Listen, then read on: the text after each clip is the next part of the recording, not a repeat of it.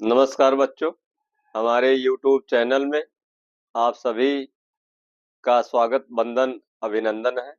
आशा करते हैं कि आप सभी अपने दायित्वों के प्रति, अपनी जिम्मेदारियों के प्रति स्वस्थ मस्त जबरदस्त होंगे और यूपी बोर्ड परीक्षा 2026 के लिए आप सभी अपनी परीक्षा में अच्छे नंबर प्राप्त करने के लिए मेहनत करते होंगे।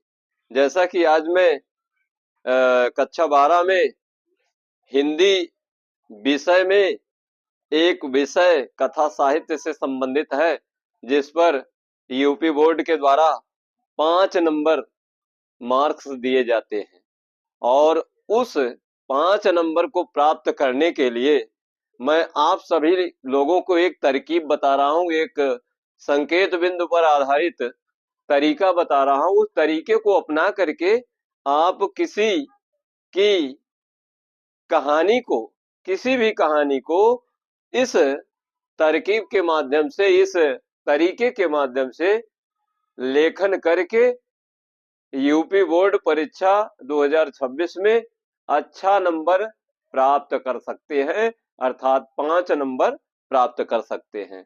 तो चलिए आ जाइए विषय पर। जैसे कि देखिए लिखा गया कक्षा 12 हिंदी कथा साहित्य।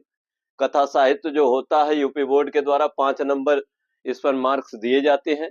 जैसा कि कहानी लेखन, कहानी लेखन इन 3 विषयों पर लिखा जाता है। कथा साहित्य का मतलब ही होता है कहानी, और कहानी लेखन 3 विषयों पर लिखा जाता है: सारांश, चरित्र चित्रण और समीक्षा। कभी कभी प्रश्न इस तरीके से पूछा जाता है, कहानी का सारांश लिखिए। और कभी कभी उस कहानी के जो भी किरदार है, जो भी पात्र हैं, उन पात्र व्यक्तियों के चरित्र का चित्रण करना है, इस तरीके से प्रश्न आता है। और तीसरा समीक्षा शब्द दिया गया है, अर्थात उस कहानी में किसी पात्र का जिसका चरित्र, जिसका व्यक्तित्व सबसे अच्छा है, उसको देख करके आप उसकी समीक्षा कर सकते हैं। अर्थात उस पात्र के व्यक्तित्व की जो विशेषताएं रही है, उसको देखते हुए उसकी समीक्षा करके इस तरीके से लिख सकते हैं।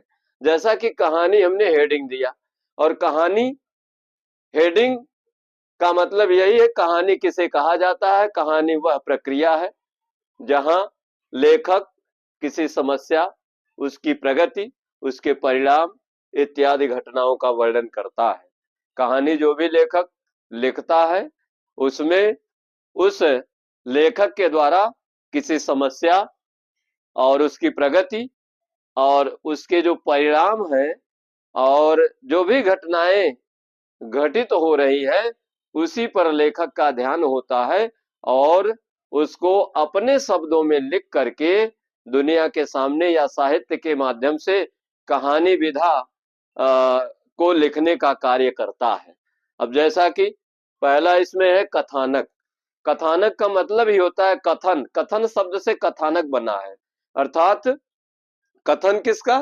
कथन उसका, मतलब इस कहानी में जो किरदार है, जो पात्र है, उसके द्वारा जो कथन कहे गए वही कथानक होता है। कथानक का सरल अर्थ किसी कहानी, नाटक या उपन्यास के, चाहे उपन्यास है, चाहे नाटक है, चाहे कहानी है, उसकी मुख्य कथा वस्तु, उस कहानी की मुख्य कथा वस्तु कहानी या बुनियाद होता है, जो घटनाक्रम पर आधारित पूरी कहानी का सारांश होता है।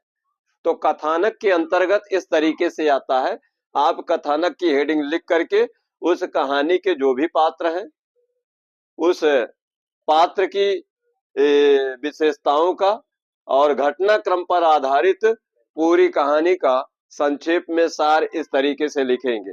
और दूसरा बिंदु है परिवेश के मुख्य घटक, अर्थात परिवेश का मतलब होता है परिस्थितियां किस तरीके की रही है और किस तरीके की घटना घटित हुई है, उसी विषय पर लेखक के द्वारा कहानी लिखी जाती है।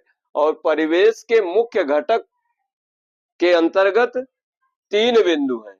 पहला बिंदु है इसमें स्थान। देखिए यहाँ स्थान लिखा गया, अर्थात स्थान, स्थान इस बात की तरफ इंगित करता है, इस बात की तरफ संकेत करता है कि कहानी कहाँ घटित हो रही है। अर्थात वह कहानी कहाँ घटित हो रही है। और जैसे शहर में या जंगल में या किसी राजमहल में या कोई काल्पनिक दुनिया है, उस विषय पर लेखक का ध्यान उस स्थान पर घटित हो रहा है, उसी का वर्णन किया जाता है। और दूसरा इसमें दिया गया समय।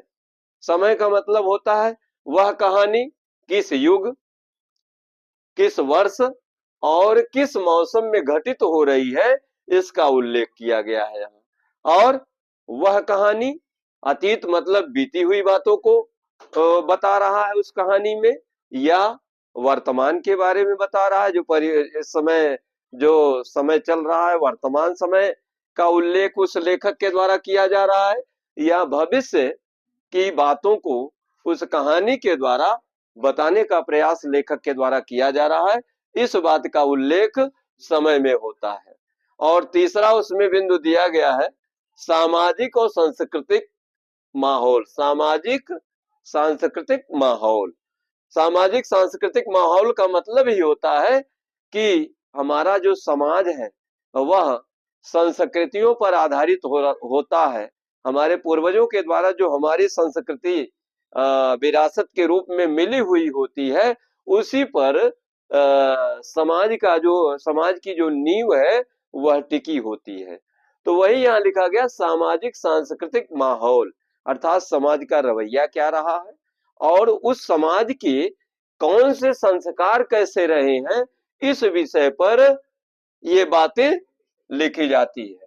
और पात्रों के रीति रिवाज, पात्रों के रीति रिवाज अर्थात उस कहानी में जो भी किरदार है, जो भी पात्र हैं, उन पात्रों के जीवन काल में अर्थात समाज में किस तरीके के रीति रिवाज रहे हैं, किस तरीके की मान्यताएं रही हैं समाज में, और सामाजिक परिस्थितियां उनके व्यवहार से प्रभावित करती हैं। अर्थात उस पात्र कहानी का जो पात्र होता है, उसके जो व्यक्तित्व होते हैं, जो विचार होते हैं, वह समाज को और परिस्थितियों के अनुसार उस तरीके से समाज के ऊपर अपनी छाप छोड़ते हैं, अपनी बातों को मानने के लिए मजबूर कर देते हैं। तो यह सामाजिक सांस्कृतिक माहौल के अंतर्गत आता है। और इसमें देखिए रॉन्ग पॉइंट हो गया है, जैसे कि दूसरा परिवेश के मुख्य घटक स्थान हो गया, समय हो गया, और उसी के अंतर्गत है सामाजिक सांस्कृतिक माहौल भी आया है। और इसके बाद तीसरा है इसमें पात्र।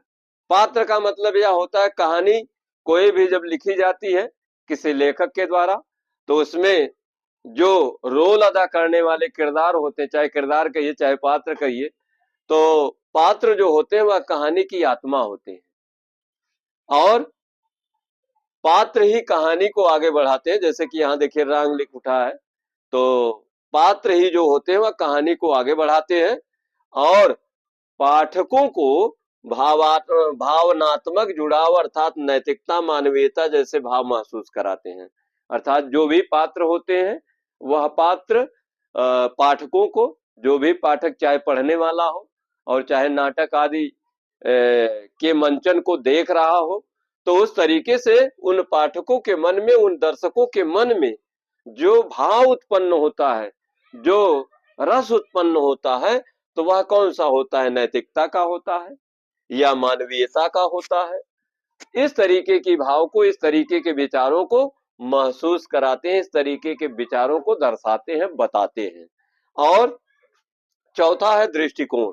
दृष्टिकोण का मतलब होता है कि उस कहानी में जो भी पात्र हैं, जो भी किरदार है, उनका दृष्टिकोण किस तरीके का रहा है, चाहे वो समाज के प्रति, चाहे राष्ट्र के प्रति, चाहे किसी के हक अधिकार से संबंधित उन पात्रों का रोल क्या रहा है। जैसे कि दृष्टिकोण का मतलब वही होता है, जैसे किसी विषय के बारे में कोई विषय चुना गया, उस विषय के ऊपर ही पात्रों के सोचने का नजरिया अर्थात उनकी जो सोच है, उनके जो विचार हैं, उसको लिखा जाता है दृष्टिकोण के अंतर्गत।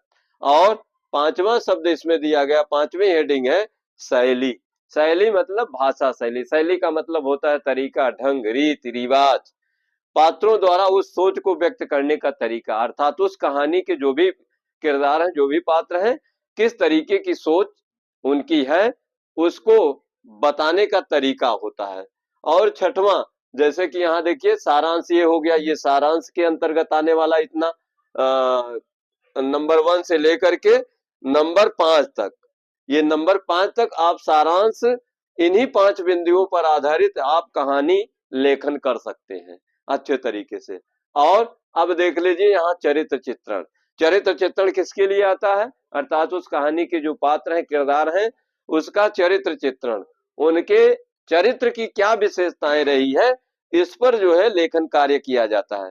और उस पात्र का चरित्र चित्रण किस तरीके का रहा है, चाहे वह कोई कहानी हो चाहे नाटक हो, और उन पात्रों के व्यक्तित्व स्वभाव, जो उनके स्वभाव हैं, जो उनकी आदतें हैं, और उनकी जो सोच है, उनके मन में जो खूबियां हैं, उनके मन में जो कमियां हैं, उसका वर्णन करना होता है, अर्थात उसका वर्णन किया जाता है, जिससे पाठक या दर्शक, चाहे पढ़ने वाला उस कहानी को और चाहे किसी मंच पर उस कहानी का मंचन किया जा रहा हो, देखने के तौर तरीकों पर दर्शक अच्छी तरह से समझ सके, इस बात की तरफ इंगित करता है। और सातवां जो आखिरी दिया गया है, समीक्षा।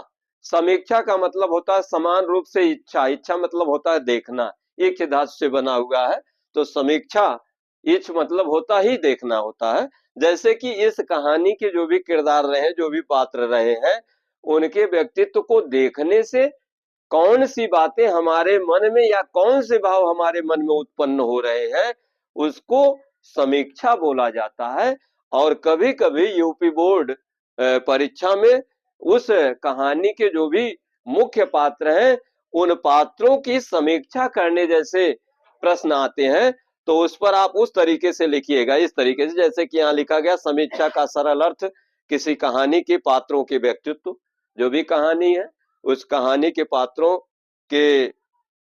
का जो व्यक्तित्व है, उसको अच्छी तरह से देखना है कि किस तरीके का उस कहानी में उस पात्र का रोल रहा है, उसको देखना है। और उसकी जांच पड़ताल करनी है, उस पात्र की जांच पड़ताल करने के पश्चात और उस पर विचार विमर्श करना है। विचार विमर्श करके मूल्यांकन करना का मतलब होता है मूल्य देना है, अर्थात उस पात्र को वह दर्जा देना है, वह स्थान देना है, जिससे यह लगे कि उस कहानी में जो भी पात्र है, उसका रोल कितना अच्छा रहा है, कितना बेहतर रहा है, उसको मूल्यांकित करना, उसको मूल्य देना, अर्थात वह दर्जा देना, वह स्थान देना, वह मान सम्मान देना। और उसके जो गुण क्या रहे हैं और उसके दोष क्या रहे हैं, उसको गुण और दोषों को समझना है, और समझ करके सही तरीके से अपना राय या अपनी राय दे करके उस कहानी में उस पात्र की समीक्षा करते हुए अच्छे तरीके से लिख देना है। और जब इस तरीके से इस संकेत बिंदु पर आधारित आप जब इस कहानी को लिखेंगे, तो जाहिर सी बात है कि यूपी बोर्ड परीक्षा 2026 में कथा साहित्य से यदि कहानी लेखन करने के लिए जा रहे हैं, तो इन संकेत बिंदुओं पर आधारित आप कहानी को अच्छे तरीके से लिख सकते हैं, और आपको 5 नंबर इस संकेत बिंदु पर आधारित कहानी पर मिल सकते हैं। और इसी के साथ मैं आशा करता हूं कि आप सभी लोग इस कहानी के संकेत बिंदु पर आधारित हमने जो बातें बताई उसको अच्छे तरीके से आप समझ गए हैं और समझ गए होंगे। तो मैं अब आशा करता हूं कि यदि हमारे द्वारा दी गई जानकारी से आप संतुष्ट हैं, तो हमारे इस YouTube चैनल को लाइक करें, सब्सक्राइब करें, फॉलो करें, ताकि और कमेंट करें, ताकि हम हमारे द्वारा दी गई जानकारी से संतुष्ट हैं। यदि किसी प्रकार की कोई हमारे द्वारा दी गई जानकारी में कोई त्रुटि हो, कोई कमी हो, तो कमेंट कर हमें अवगत कराएं, ताकि उन कमियों को हम दूर करें और दूर करके आप सभी के लिए एक अच्छा वीडियो ज्ञानवर्धक बातें लेकर के आए। जिससे समाज का, जिससे राष्ट्र का और जिससे देश का कल्याण हो। इन्हीं बातों के साथ मैं अपनी वाणी को विराम देता हूँ। जय हिंद, जय भारत।